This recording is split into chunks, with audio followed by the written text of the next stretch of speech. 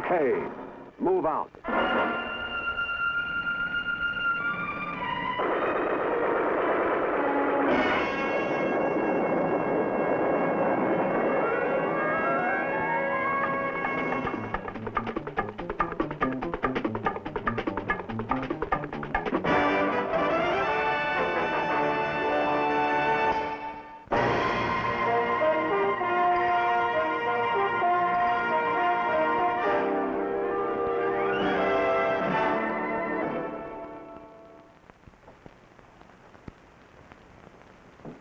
Around the world, the United States Army is fulfilling a variety of missions in the service of our country. Some of these missions and the things which happen while our soldiers are carrying them out make interesting stories. The events which we will report on today are quite the usual for your Army, but most of our stories are generally unknown to each of you. The items on display here are indicative of the fascinating things we will show you during the next 30 minutes. Join us, won't you, as your Army reports.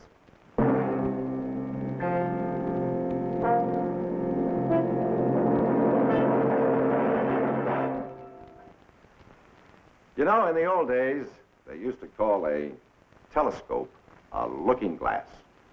The Army still uses them today. Take, for example, Korea. Our Army advisors are still there, working side by side with the troops of the Republic of Korea. And their job is to maintain constant surveillance of the demilitarized zone. And this is one of the tools used by the men who guard the frontier. This is Guard Post 107 on the perimeter of the western sector of the demilitarized zone. It overlooks the vast Chowan Valley and the mountains of North Korea beyond. In 1950, there was bitter fighting here involving troops of the U.S. 3rd Infantry Division. Today, a detachment of troops from the Republic of Korea Army operate this DMZ Guard Post with the assistance of key personnel from the U.S. Army Advisory Group Korea. South Korean civilians from the town of Uijeongbu, some 12 kilometers away, come here for medical treatment at the American Army Dispensary.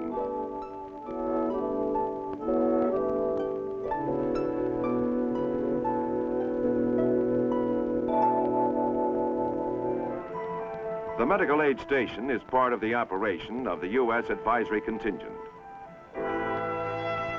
Korean personnel assist the members of the medical team and act as interpreters.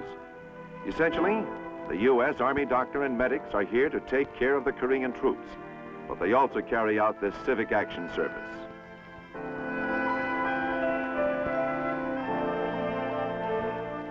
Through the Korean soldiers, the doctor and his enlisted medics are able to question patients regarding their ailments. The little girl being examined here is suffering from a carbuncle on her back, and the doctor is questioning the mother regarding the child's diet.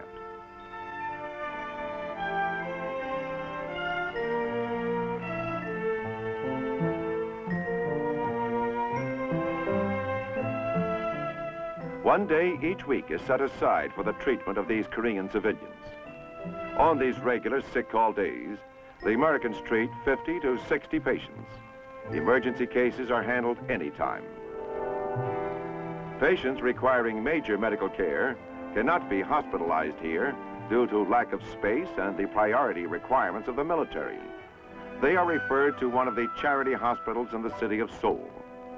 Most of the cases, however, like this boy with a skin condition, are handled right here.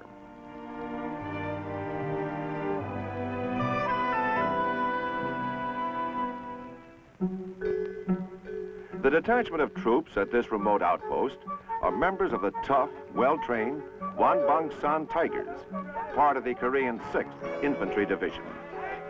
In a situation where duty is lonely and monotonous, but where each man must remain always alert, athletic games are both stimulating and relaxing.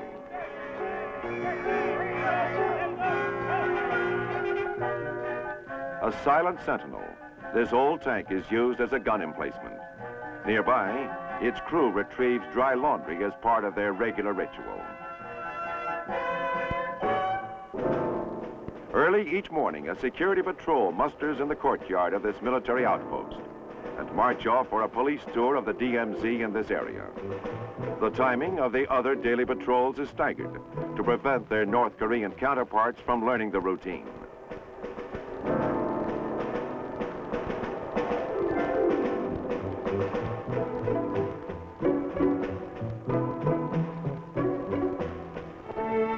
If trouble were to come, it would most likely be under cover of darkness and down this valley floor. These patrols search for any signs of activity or the presence of enemy agents beyond the immediate range of observation. Thus far, life at K-Mag West remains undisturbed.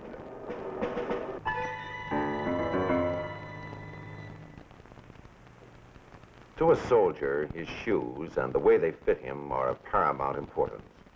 He is often on his feet 12 or more hours at a time.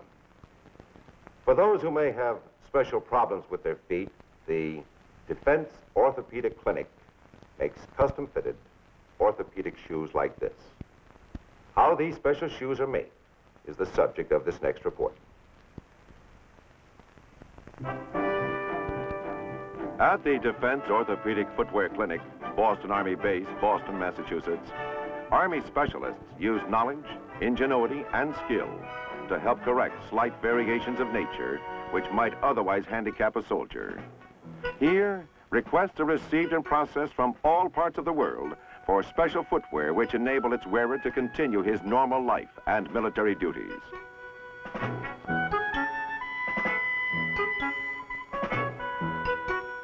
An orthopedic technician takes ball, waist, and instep measurements of a soldier's foot and marks the foot with an indelible pencil. These lines will later appear on a plaster cast, enabling the shoemaker to obtain the same measurements on the cast as taken on the foot. The foot is then placed in a mold box of magnetic balls and adjusted for any shortening or deformity by the levers on the casting machine. A protective metal hood is placed around the foot, which holds the plaster of Paris being poured and properly filled to obtain an outer mold. When the technician removes the hood and plaster mold, he reassembles the mold and pours plaster into the mold opening to obtain an exact model of the man's foot.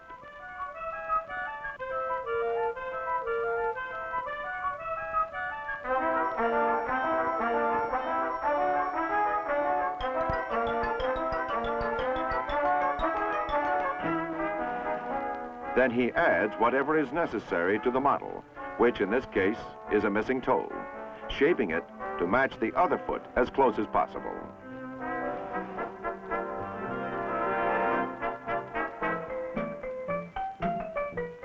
Later, using an ingenious device, an exact metal mold of the foot is obtained, based upon the plaster of Paris model.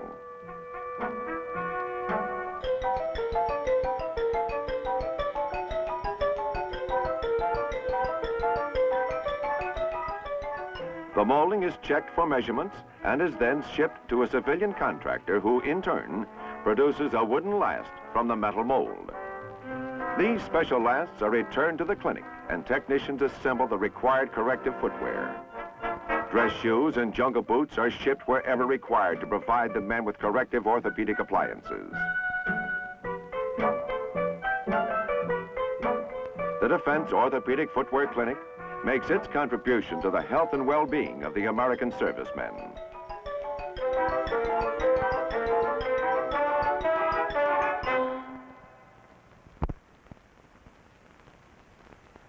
The word is briefing. In military parlance, it means to explain any plan or mission to those who will be involved in its undertaking. In Vietnam, all battle operations are carefully planned in advance so the various elements of our airmobile army can coordinate their efforts. Each participating group, whether it be infantry, artillery, or helicopter crews, must be briefed. To do this, a tactical operations map, such as this one, is prepared to show the location of the objective, routes of approach, time element, and all other pertinent information. Now, this particular briefing was given to the commander of an infantry company and to his platoon leaders one Wednesday morning last winter. In the hills around Dak To, in the central highlands of Vietnam, there is a key location overlooking the valley approaches to several strategic ridges. Now, from these ridges, the Viet Cong had been laying down mortar fire upon our ground forces moving northward along the edge of the foothills.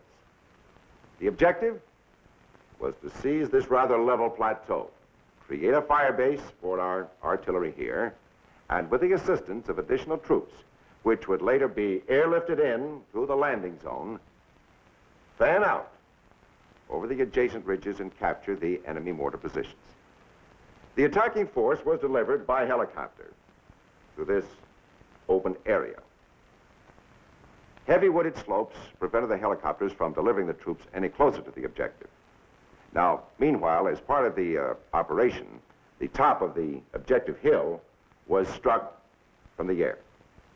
Bombing runs were made by the U.S. Air Force to clear any communist forces entrenched there.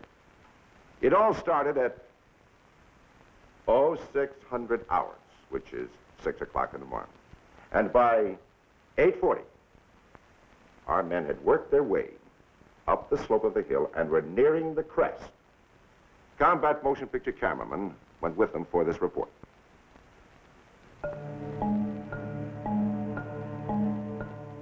Nearly an hour has passed since these men of the 1st Air Cavalry landed at the base of Hill 815. It has been an hour of hard physical effort, climbing these vine and brush-covered slopes. Whether or not the enemy will be waiting for them at the top is not certain. As they near the summit, there is increasing evidence of the U.S. airstrikes made earlier. This is Objective Tango. The North Vietnamese Army forces which held this position have apparently withdrawn. From past experience, however, it is suspected the enemy has not gone far.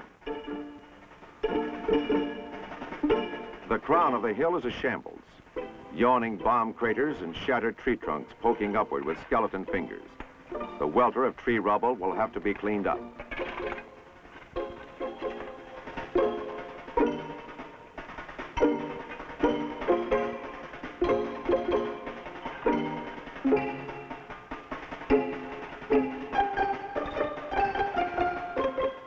Perimeter guards are posted. Before the first wave of heliborne troops can land here, the fire base needs to be cleared. It is a time-consuming process, and with no prepared positions, the men of this company are in haste to secure the hilltop.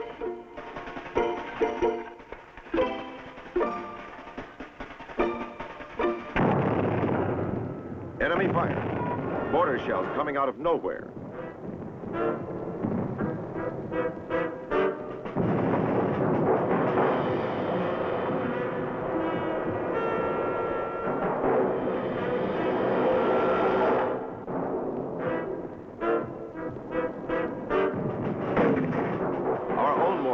At the top of the adjoining ridge, and soon the enemy barrage ceases.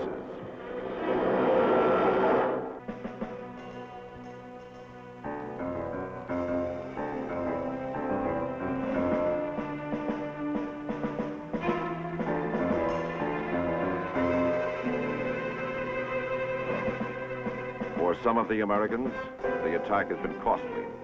The wounded are given first aid and prepared for evacuation by medical helicopter.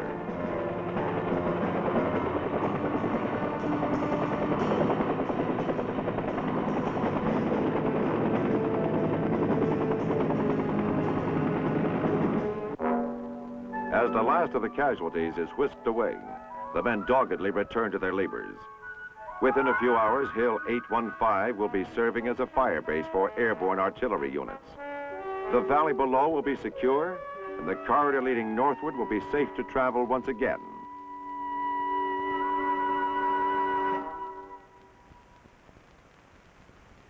Missiles in our time are carrying men into orbit around the Earth. In doing this, missiles such as this ICBM travel at speeds in excess of 12,000 miles per hour. Tracking these missiles in flight and plotting the exact position of the great rockets is a science requiring complex electronic equipment and a team of highly skilled technical experts. Mid-air interception of one missile by another demands the utmost of the men who control the intercepting vehicles such as the Spartan. Our next report shows how our early detection system works and how defensive missiles would be brought to bear on attacking aircraft or missiles if the need arose. Modern aviation technology is producing aircraft that can fly increasingly faster and higher. This poses new and constantly changing problems in the air defense of our nation. Theirs or ours, hostile or friendly, are questions which must be answered quickly and accurately, with no time for a second guess. To meet any threat to the United States from the air is the responsibility of NORAD, the North American Air Defense Command. NORAD headquarters at Colorado Springs includes personnel from the U.S. Army, Navy, and Air Force, and members of the Canadian Armed Forces.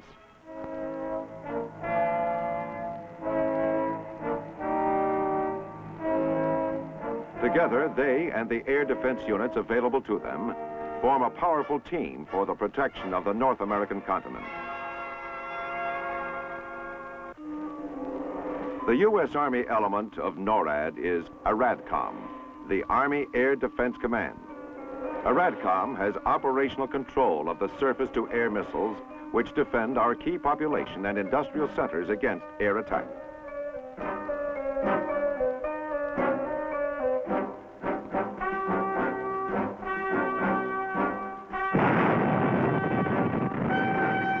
The high-altitude Nike Hercules.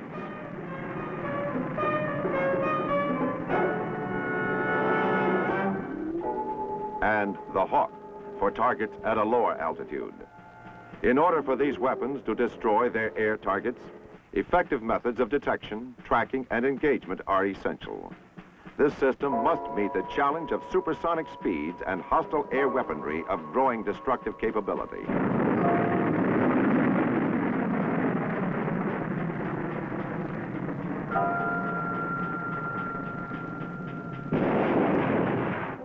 In 1966, after 2 years of research, in cooperation with American industry, ARADCOM developed a dramatic new concept in air defense fire distribution systems, Missile Mentor.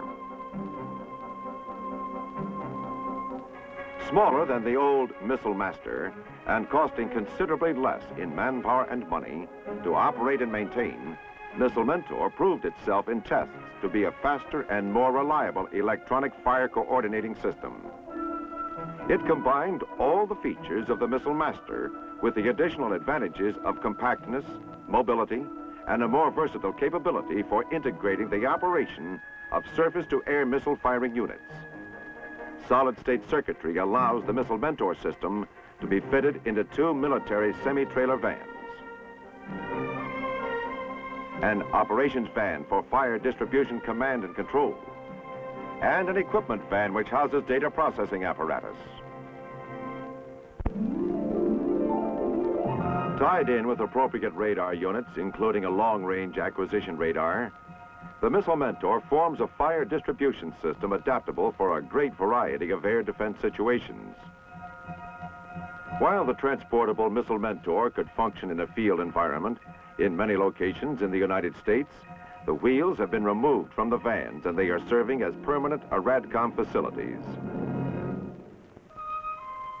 The data processing machines in the equipment van includes a general-purpose computer which receives, stores, and transmits air defense intelligence from NORAD and its various data collecting agencies. The computer assembly houses the memory units, which are contained in plug-in printed card circuits.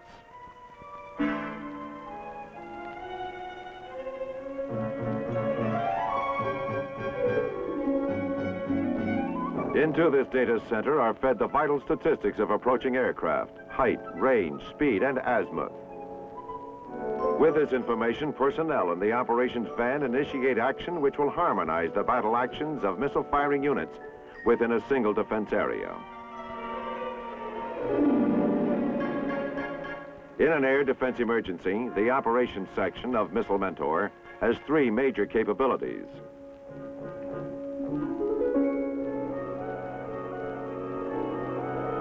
Tracking the flying object which has entered radar range. Tactical control in ordering missile fire if identification should prove unfriendly.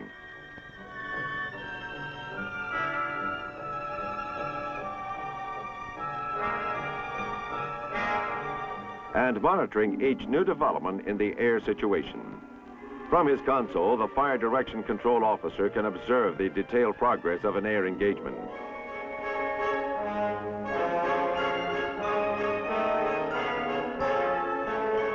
Console operators may flash various types of air intelligence symbology on their radar scopes, while one scope may be following the diminishing distance of several unidentified flying objects.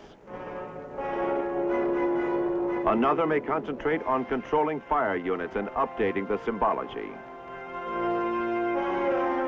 The high-speed computers and the electronic display consoles of Missile Mentor give the commander more complete target data than he has ever had upon which to base his battle decisions. He is in continuous contact with his firing batteries by automatic data link and by voice. An electronic loop allows the commander to exchange information with